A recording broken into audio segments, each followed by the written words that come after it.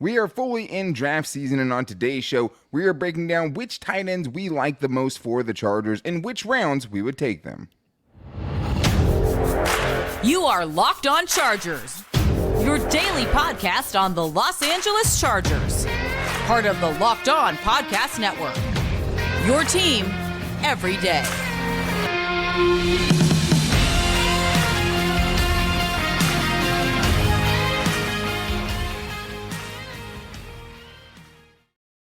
What is up, and welcome into the Locked On Chargers podcast. I'm your host, Daniel Wade, joined as always by my co-host, David Drogemeyer, and we've been covering the Chargers together now for 7 seasons, but this is our 5th season as a host of the Locked On Chargers podcast, bringing you your team every day. Thank you guys, as always, for making this your first listen, and make sure you never miss a show. Go subscribe or follow for free on YouTube and listen wherever you get your podcast from. And today we're focusing on tight ends, our favorite draft prospects in this upcoming draft at tight end. And there's a lot of guys to like, but today we're going to break it down by which days of the draft we would be willing to take the guys. So we'll talk about the two really big options for the Chargers in round 1, Dalton Kincaid and Michael Mayer, and how we'd feel about those guys. And then also get into who we'd be most comfortable taking in the second round and third round on day 2 of the draft with guys like Darnell Washington, Sam LaPorta, you have Luke Musgrave, Tucker Kraft, so many guys, and then get into our sleepers, including one sleeper that is a perfect 10.0 RAS scale, the most athletic tight end to ever enter the draft. But today's episode is brought to you by FanDuel Sportsbook, official sportsbook of the NFL. Make every moment more. Visit FanDuel.com/lockedon today to get started.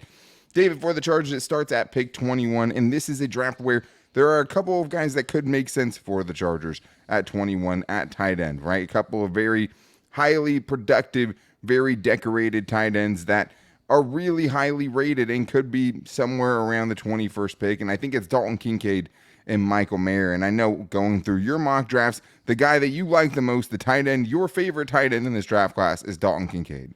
That's correct. That is correct, Daniel. My favorite tight end in this draft is Dalton Kincaid because of how dynamic he is as a pass catcher, and just what he does after the catch is special. It just doesn't seem like there's anyone else in this draft class that is as creative, has as much wiggle, or just is as natural with the ball in their hands in space as Dalton Kincaid. Yeah, I love Dalton Kincaid. I mean, I think if you're looking for red flags, especially for a 21st pick, you know, you'd look at, hey, a lot of the best tight ends in the league right now weren't taken in the first round. I get that. Right. I think it's partially coincidental. I mean, I think just because it hasn't happened doesn't mean you can't find a good tight end in round 1, but there's definitely some risk involved there. The Chargers would be looking for someone to complement what they have with Gerald Everett and Donald Parham, and look for the future of that position, because Gerald Everett only has 1 year left on his contract. Yeah. And then you have Donald Parham, who signed a 2-year contract, but still, you don't feel great about the prospects of him turning into that guy after what we've seen in the first 3 seasons, right? With Dalton Kincaid, you're getting the most elite pass-catching option that I've watched in the draft so far, as far as just craftiness with his route running, being able to make something happen after the catch, being able to make contested catches, make amazing catches, be able to catch in traffic. I think when you're looking at blocking, he's a very persistent blocker, and I think you have to give him credit for that. He's not the biggest tight end. You know, he's not Darnell Washington by any means size-wise. No. But he gives really, really good effort there, and he's not the total bust as far as being able to run block, just a smaller dude. But I love the way that it seems like he gets the most out of every reception that he has. He was basically the entire offense for Utah. He was the focal point, and just really consistent production. I mean, you're not going to find a more productive tight end coming into the draft. I mean, hey, his junior year in 2022, 70 receptions from a tight end. Like, just to show you, like, you kind of just illustrate the volume of the offense. Like, he had a game last season where he caught 16 passes for over 230 yards, which is that's wide receiver numbers. Like, that's ridiculous. I mean, to have that kind of output, and it's just consistent. I mean, sophomore year, 14.2 So it's actually yards per his catch. his 5th year senior year, because he transferred from the University of San Diego. So this is his second and third years at Utah, basically. Yes, thank you for that correction. Yeah, 14.2 yards per reception in that 2021 season, and then 12.7 yards per reception last season. So he's just been consistently a game wrecker every, pretty much the last couple of years in college, and I don't see any reason why that's going to change at the NFL level.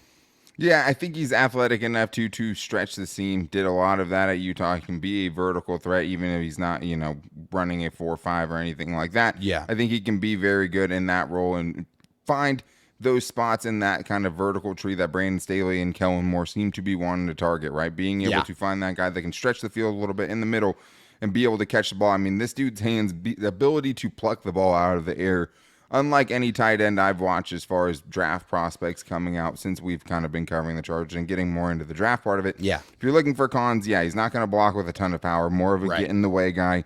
Can get pushed around if he's asked to go heads up with somebody at the line of scrimmage. More crafty than explosive. And the biggest things, right, had a back injury, was able to play through it, showed incredible toughness, got cleared in all of his physicals, which makes you feel a little bit better about it. But will turn 24 as a rookie. One of these guys, that COVID year, all that stuff, he's going to be a 24-year-old rookie. So, I mean, it's not like you're getting a super young guy with a lot of room to grow athletically. You know, that part of it, you're probably getting kind of what you see from him without a lot of growth there. Unfortunately, if there is a guy I think that's more likely to be taken by the Chargers in round one, I don't think it's Dalton Kincaid at all. I think it's Michael Mayer. And depending on who you look at, I mean, these are number 1 and 2, the two top guys, right? A lot of people think Michael Mayer's the better guy, and just as many people seemingly think Dalton Kincaid is that guy. But Michael Mayer more looks the part, and I think with the Chargers and having Kellen Moore and wanting more blocking from your tight ends, wanting to be able to have kind of the full package, if the Chargers took Michael Mayer at 21, it wouldn't be my preferred two of these two guys, but I would understand it. There's no one that looks the part more than Michael Mayer from Notre Dame.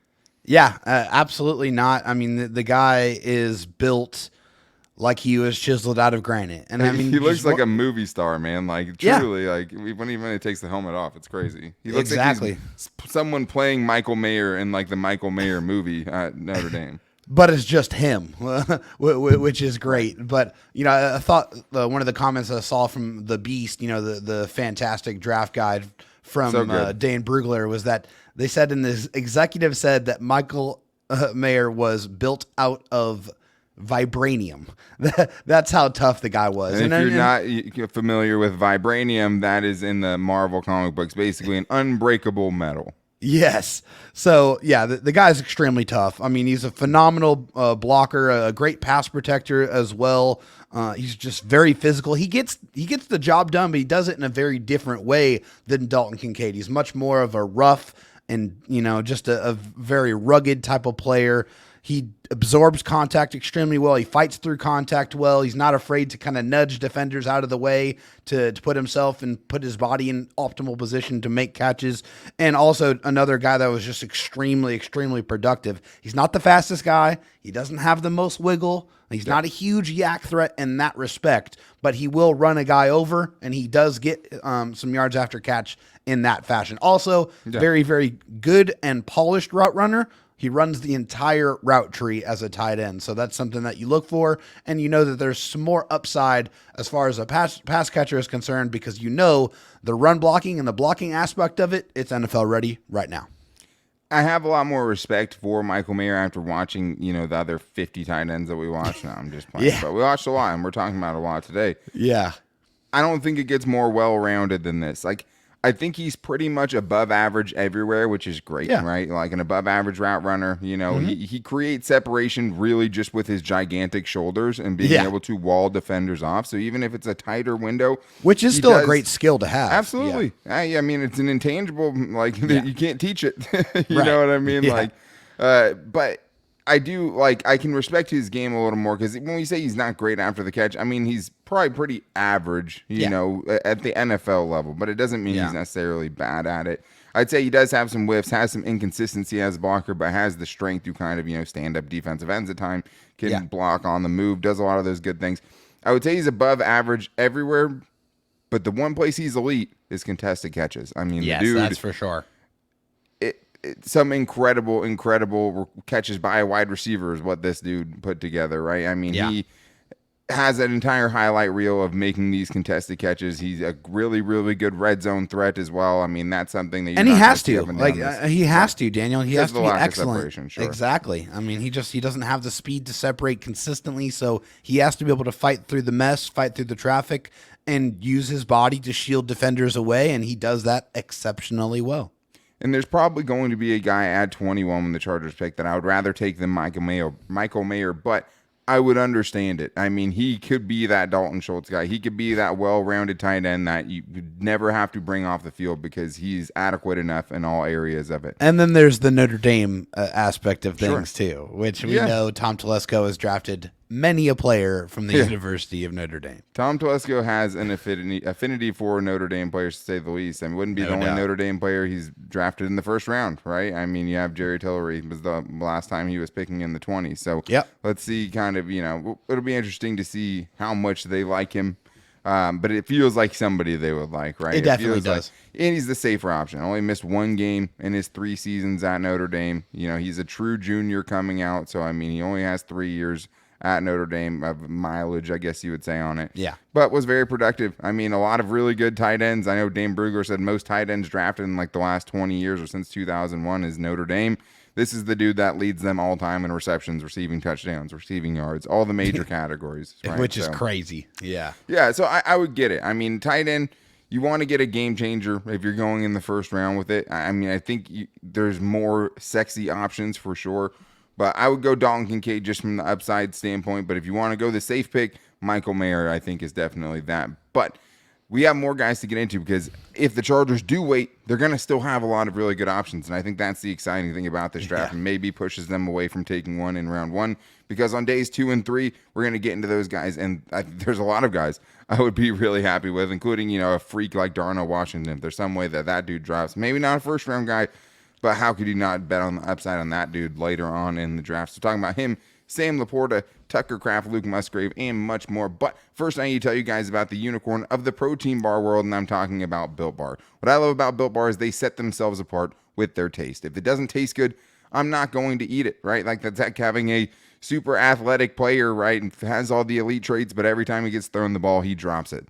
Built Bar is the full package. You're getting something that tastes great, and you're also getting something that is good for you. Most of the bars have only 130 calories, 4 grams of sugar, and a whopping 17 grams of protein, all while getting flavors like churro, peanut butter brownie, and cookies and cream. Their flavors are next level, and they're constantly updating and getting featured flavors and new flavors, and they're always just so delicious. I'm still waiting for my next box of Built Bars. Please, Built, send me one so I don't have to, wait after I finish the one I've already ordered. But you don't need to wait for a box anymore. And that's the great thing about Built Bar, because for years we've been talking about, hey, order your Built Bars, do it that way. But now you can go to your local Walmart or Sam's Club to get specialty flavors from Built.com. That's right. Head to your nearest Walmart, walk into the pharmacy, grab yourself a Built Bar pack of 4, cookies and cream, double chocolate, coconut puff. Or if you're at Sam's Club, you can go to a 13-bar box with our hit flavors like brownie batter, churro puff, and you can thank us later. Built Bar is the protein bar that tastes like a candy bar, and since you guys listen to this show, you can even go to BuiltBar.com and use the promo code LOCKEDON15, and you'll get 15% off your next order. Tight ends, and more tight ends. I want to talk about the day 2 options for the Chargers, and if they wait, the reason we still feel pretty good about the Chargers landing one of these guys. I think if you're talking about who the guys are in rounds 2 and 3 that could be potential targets, I think there's a lot of guys to choose from. Darnell Washington, if he makes it out of the first round. Luke Musgrave. Those guys are the borderline first round, maybe late first round, but could potentially drop in the second round. Then there's also guys like Sam LaPorta, Tucker Kraft, and then you even have Luke Schoonmaker, who you talked about on one of the last shows, really, really good blocking tight end. A lot of guys to choose from, David, but if you're choosing from one of those kind of second-tier guys, who are you going with? Yeah, I mean, the first guy I'm looking for in the second round, just with my fingers crossed, praying and hoping that he is there, is Darnell Washington. Yeah. And it's just, it's fringe for me because I see reasons why he is a guy that gets taken in the first round, because he just has freakish size. I mean, 6'7", 265 pounds, built like an animal. 11-inch hands. Yeah, it's just huge mitts. Very, very physically strong, an excellent blocker, a top 10 run blocker at that position last season, according to PFF. He doesn't just get in the way, he finishes his blocks with authority. He will run you over, he will pancake you, and he will enjoy it as well. Also, with that size and that length comes a fantastic catch radius. Not a lot of production because, I mean, they didn't really throw it to him very much Only 28 receptions at the peak of his college career, which is, not something you want to see from a guy that you're going to take a little bit, earlier on in the draft. Pick, sure. But, deceptive athleticism, too, for a guy that size. I definitely remember seeing him hurdle a guy and pick up an extra 10 yards after doing that. And also, just one of the great stats, 45 of his 45 receptions at Georgia, he forced 14 missed tackles and averaged 7.5 yards after the catch per reception. So just because he didn't get a lot of opportunities to show what he was capable of doing with the ball in his hands does not mean he was not productive when he did. Yeah, I think he averaged over 17 yards per catch in his career. When he got the ball in his hands, he was dangerous with it in a different kind of way. He's very, very hard to tackle. The hard thing is, too, is like Brock Bowers might be a first-round pick next season, and he was easily their best receiving option, probably on their team, but definitely at tight end, right? So that's a lot to deal with, especially when you're so good at run blocking. They almost always want to keep you there. Finisher, for sure, like you said. Yeah.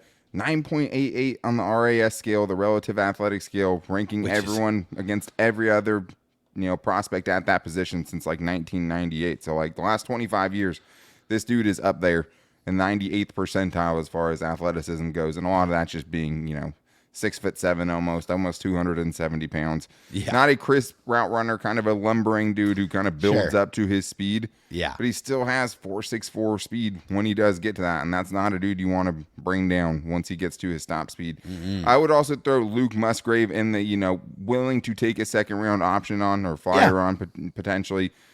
Explosive vertical threat, 4.6, 140 time, great acceleration off the line of scrimmage. Like you see his speed. His speed is not just combine speed. Like when you watch him, you see it. The biggest red flag is only played 2 games last season, had 11 catches for 169 yards and a touchdown in those 2 games. Trending crazy, but unfortunately it was just one of those things that got cut short very, very soon. Way too soon. And an injury, just another red flag. 11 games you missed due to undisclosed knee injury. Obviously came back and was able to test and do all those things.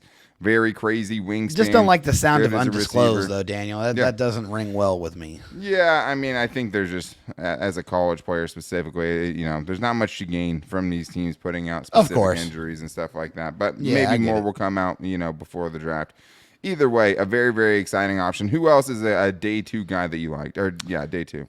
Yeah, another day 2 guy I'm liking here, probably more so in the 3rd round here, Daniel, is Sam LaPorta, the tight end out of Iowa. Another good size guy, 6'4", 250 pounds.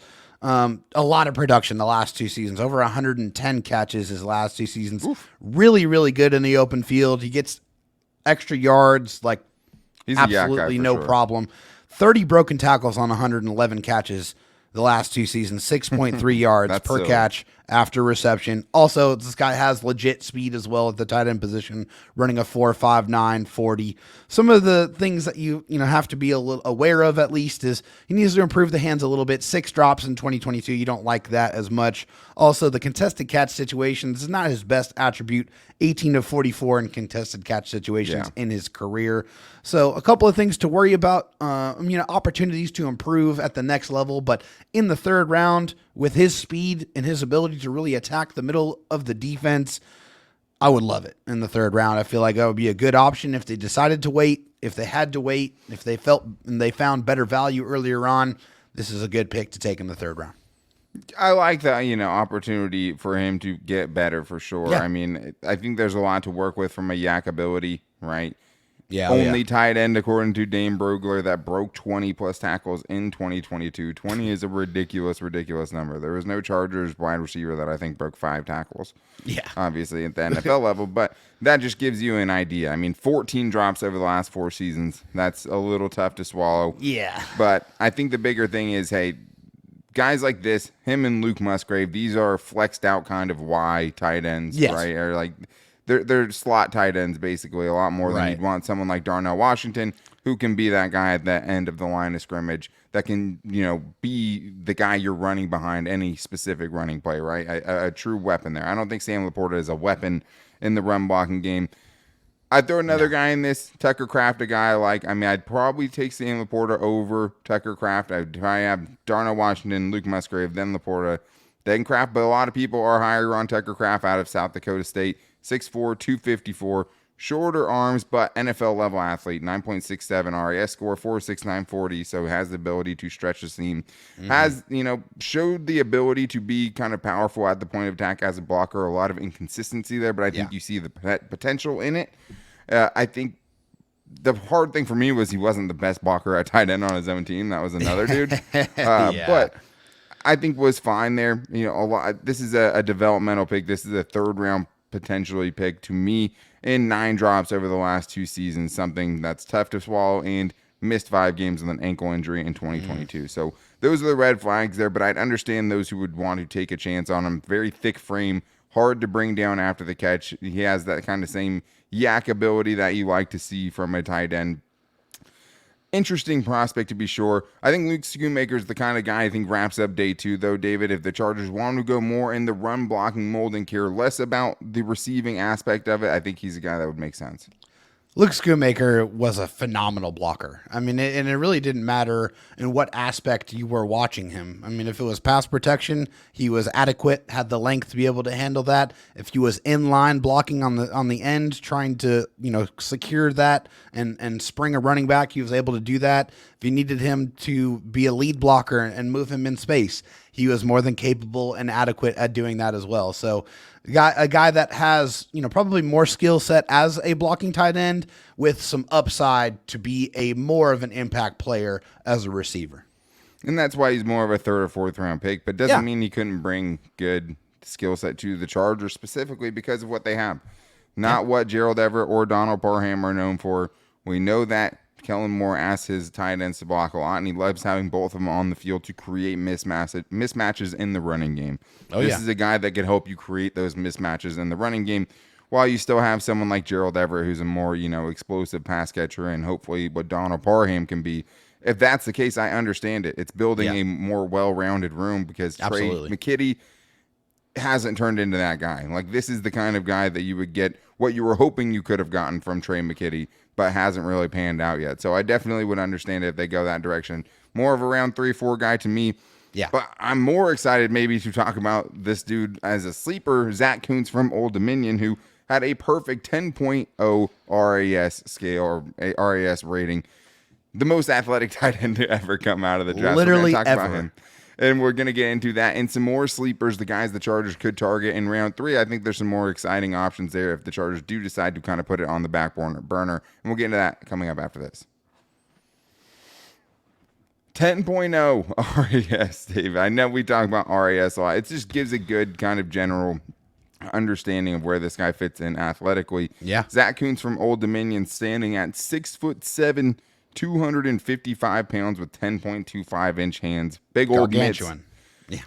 He's a guy I'm interested in, David, if the Chargers want to wait kind of a sleeper at tight end who's probably going to see his stock rise a lot, so it'll be interesting to kind of see where he ends up at. If the Chargers wanted to use their 4th-round pick, I would get it. This dude showed a lot of promise, I think, for a guy that also comes with the understanding of, hey, you're getting a ball of clay here a little bit. See what you can do with it as a developmental guy.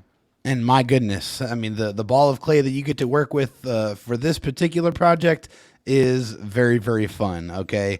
As you mentioned, freakishly athletic, comfortable from multiple alignments, whether that's slot, in line, or out wide. He was put in all of those, was able to handle that very well. Fairly quick off the line. He creates separation with a nasty head fake. I really enjoyed that part of his game. He's a decent pass protector, and he plays with emotion, and he plays with some swagger, which I like. I enjoy that. I think, hey, you're playing a kid's game. Go out there and have a good time and enjoy it. So I like that. Has the length, the strength, and the frame to be a very good blocker. I wouldn't say he is a great blocker at the moment, but he can turn into that at the NFL level with better coaching and more concentration on that aspect of his game. Yeah, showed some really good strength at the point of attack. Showed, flashes of moving guys, which is not something you get from a lot of these prospects. More guys are directional blockers. This guy can move people out of the way, but it's just blocking technique needs to get a lot better. The hand placement is a work in progress for sure. But those are the kind of guys you're trying to take flyers on later because those are very fixable things. Definitely. Also, only 5 drops in 5 seasons. Love that. Love to see that. Average separation, I would say, on the whole, but I think there's some things there technically he could get better at. to kind of play more up to that. Because, I mean, let's be honest. If he was playing as athletic as he is, like, he wouldn't be talked about as a 4th-round pick, right? So, like, there's a lot of this he kind of has to grow into, but not a bad flyer for me at all. I think if you're talking about plays with a chip on their shoulder, I kind of got that vibe from Brenton Strange a little bit from Penn State. Really good athlete for the position. It's 9.09 RAS score, 4.740 yard dash. Willing blocker, but more of a directional blocker, a guy who likes to kind of run into it, and like better if he's a lead blocker, and showed some nice nastiness there. Yeah. But still smaller, 6'3.5", 253 pounds. Can block against DBs and linebackers and things like that, but wish he was a little bit more physical on his routes. Got kind of caught up too many times.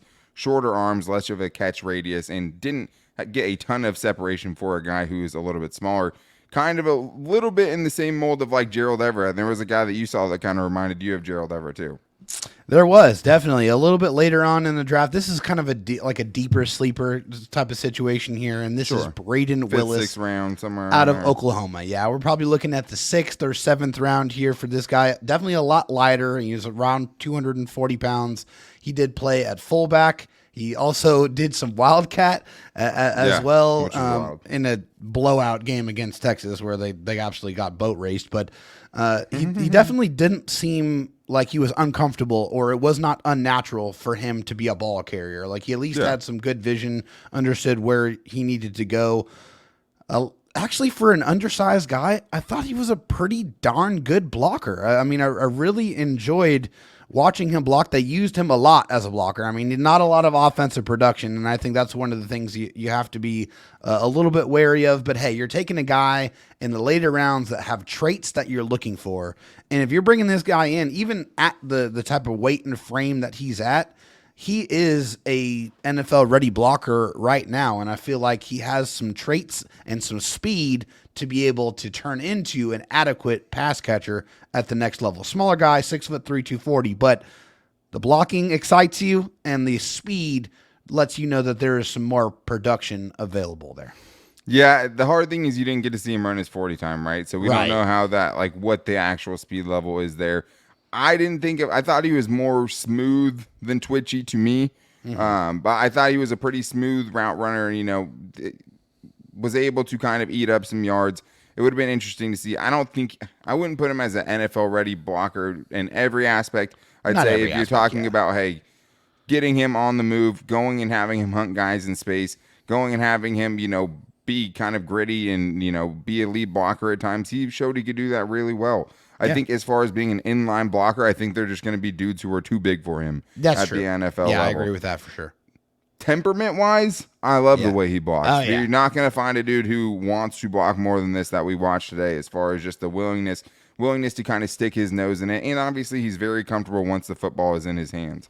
Being able to be trusted in that wildcat quarterback situation, I thought showed you a little bit of his yards after the catch ability, right? What he can do with the ball in his hands. But I think it showed more just kind of his vision, his football IQ to make the right play and be able to kind of, get what he could out of those plays. I don't think he's an overly explosive athlete out of his breaks and, after the catch either. I didn't see him break a ton of tackles. But if you're talking about a late round sleeper, I mean, I think there's guys that you could like a lot less for sure. One of the things I would like to see him do at the next level, or at least learn to do, is to use his body to kind of shield defenders a lot more than I saw. Though. Yeah, I understand that, but like if he understood the leverage of the defenders he was going up against and was able to use his body to at least get in the way more, I feel like he would get open a lot more than I saw him get open when I was watching him.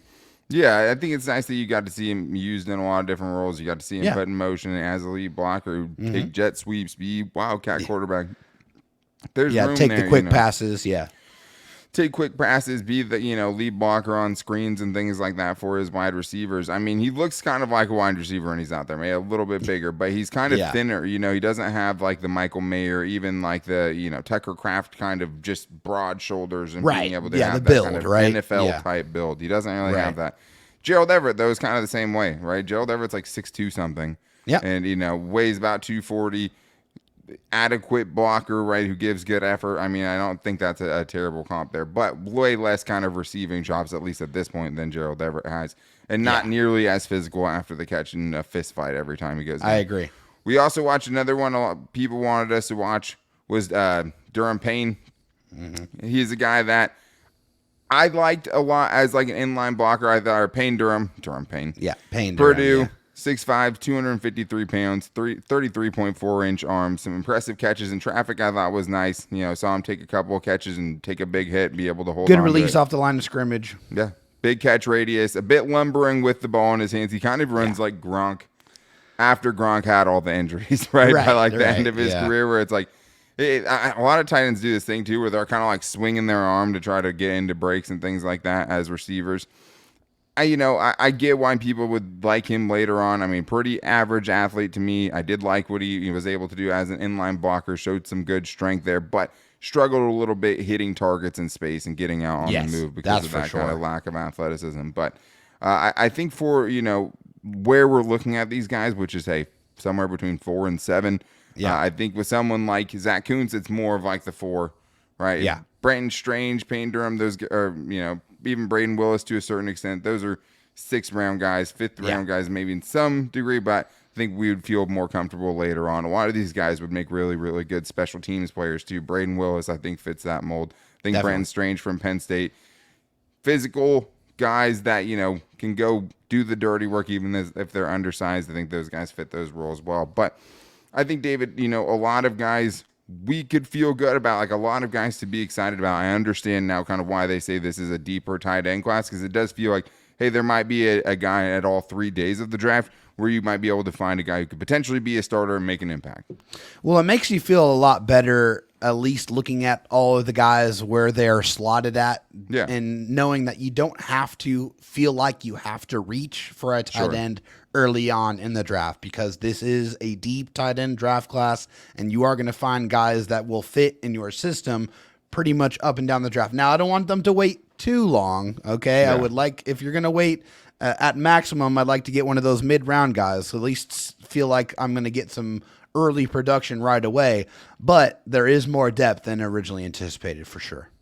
I'm excited to see kind of how this tight end group pans out, because tight end is such a difficult position, and that's why it's hard to spend a first-round pick on one, because it's just such a hard transition for tight ends to go from, the college level to the NFL. You look at guys like Kyle Pitts and even like TJ Hockenson, his slow start, Noah Fant, like those guys were thought of as really, really good prospects too, right? And have panned out kind of to different degrees. And there's a lot more busts on the list of guys taken in the first round than guys who have worked out. I get it. There's a lot of guys to be excited about, a lot of guys where you could very easily see how they would fit in with the Chargers, and also some different tools the Chargers don't currently have offensively that some of these guys could fill. And I think that's pretty interesting, especially with Kellen Moore and how much we think. I mean, I think we're both pretty convicted in saying the Chargers will draft a tight end in the 2023 NFL draft. Absolutely. So it'll be it's nice to know, there's some guys that we could get legitimately excited about. But that is going to wrap things up for today's show. We're going to try to do a show like this for the big positions that the Chargers need. We'll get to some edge rushers, we'll get to receivers, we'll get to running backs, even things like that. So we appreciate you guys checking out today's show and, supporting what is a lot of work when we do shows like this, and a lot of film watching, and we grind a lot to get these 30-minute plus episodes out of time. So we appreciate you guys checking the show out. And to make sure you never miss it, make sure you're subscribing or following for free on YouTube and listening wherever you get your podcast from. You can also find us every day on all of our social media, and that's important because tomorrow is Fan Mail Friday. Everydayers know that. We got, fan mail coming up, and now we know that the everydayers will show up. But don't be afraid to get your question in. You can hit us up at LockedOnLAC on Twitter. You can find me on Twitter at DanTalkSports and David Drogemeyer on Twitter at DroTalkSD. You can hit either of us up personally, or you can hit us up on Instagram at LockedOnChargers. You can hit us up in the YouTube comments. You can even leave a 5-star review on Apple Podcasts, and then we will definitely answer that question for you. So if you guys want to, you can also call in like traditional radio, old school. Get your voicemails into the Locked On Chargers voicemail line at 323-524-7924. You leave a 30-second question, you're likely to get on the show. Very specific prospects. There's only so many guys we can watch because we spend, hour plus watching these dudes each. So there's only so many specific guys we can do for fan mail shows. General draft questions, things like that, anything Chargers related, we're down for. So make sure you guys hit us up for Fan Mail Friday and continue every day to make us your first listen. But if you need a second listen, make sure to check out the Locked On NFL Scouting Show with the draft dudes from free agency to the draft to salary camp management and more. Join NFL experts Kyle Krause and Joe Marino as they take you what it's like to build a successful NFL franchise every Monday through Friday. Find Locked On NFL Scouting with the draft dudes wherever you get your podcasts and on YouTube, part of the Locked On Podcast Network, your team every day. But make sure you guys are back here with us tomorrow for Fan Mail Friday. Until then, take it easy and go Bolts.